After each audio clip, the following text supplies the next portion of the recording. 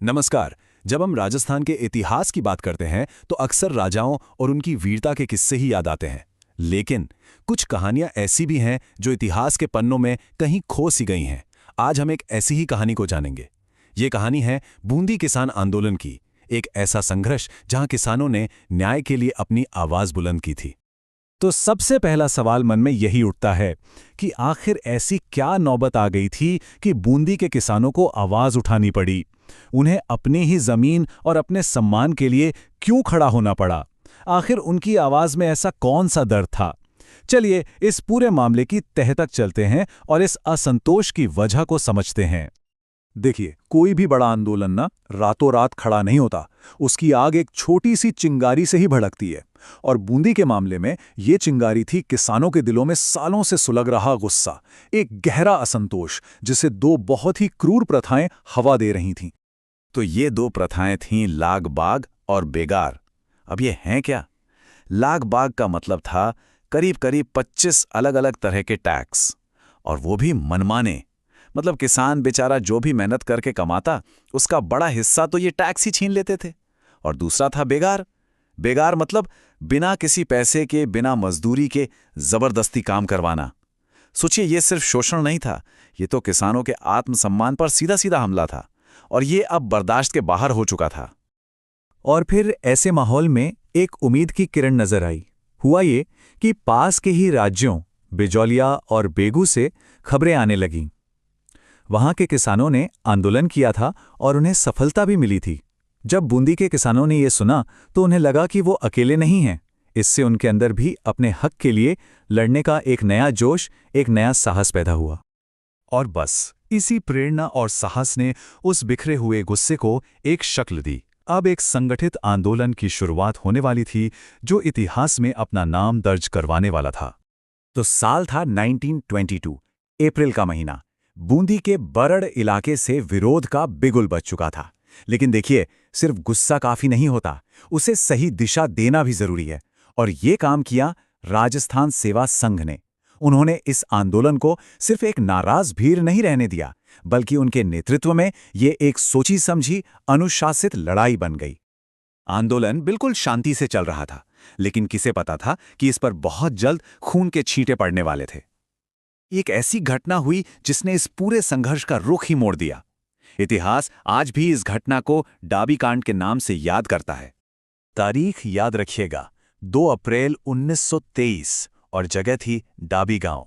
ये दिन इस आंदोलन के इतिहास का सबसे काला दिन बनने वाला था। हुआ ये कि डाबी गांव में किसान अपनी बात रखने के लिए शांति से इकट्ठा हुए थे, बिल्कुल निहत्थे थे। तभी पुलिस सुपरिटेंडेंट इकराम हुसैन के हुक्म पे उन पर गोलियों की बौछार कर दी गई, बिना किसी चेतावनी के। इस बेरहमी में 2 किसानों ने मौके पर ही दम तोड़ दिया। ये 2 शहीद थे नानक भील और देवलाल गुज्जर। उनके नाम सिर्फ 2 नाम नहीं हैं, उनका बलिदान इस आंदोलन की आत्मा बन गया और साथ ही सरकार के जुल्म का सबसे दर्दनाक सबूत भी। डाबी में जो हुआ उसकी गूंज बहुत दूर तक गई। इतना दबाव बना कि सरकार को बातचीत के लिए आगे आना ही पड़ा। लगा कि शायद अब कुछ अच्छा होगा, लेकिन जो समझौता हुआ वो तो किसानों के जख्मों पर मरहम नहीं बल्कि नमक छिड़कने जैसा था। देखिए, सरकार ने कागज पर तो गोलीबारी की निंदा कर दी, कुछ टैक्स में नाम मात्र की छूट भी दे दी, लेकिन यह सब बस दिखावा था।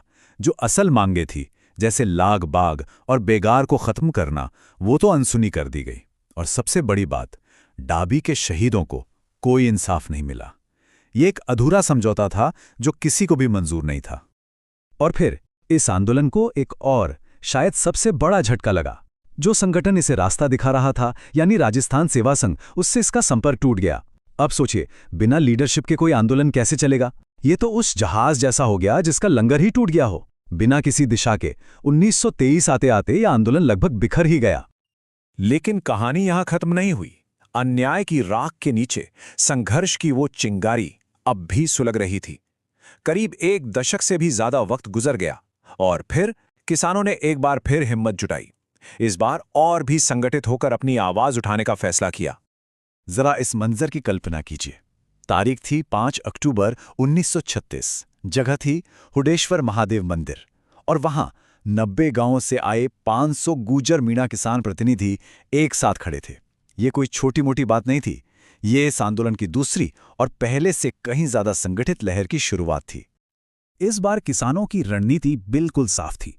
सबसे पहले उन्होंने अपनी मांगों की एक नई लिस्ट बनाई। सरकार ने क्या किया? हमेशा की तरह उसे नजरअंदाज कर दिया। तो किसानों ने एक बहुत बड़ा और साहसी कदम उठाया।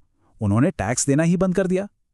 लेकिन इस बार सरकार पूरी तैयारी में थी। उसने कोई मौका नहीं दिया और इस आंदोलन को पूरी बेरहमी से कुचल दिया। जो भी बड़े नेता थे उन्हें गिरफ्तार कर लिया गया। तो इस इतने लंबे और दर्द भरे संघर्ष का आखिर क्या नतीजा निकला?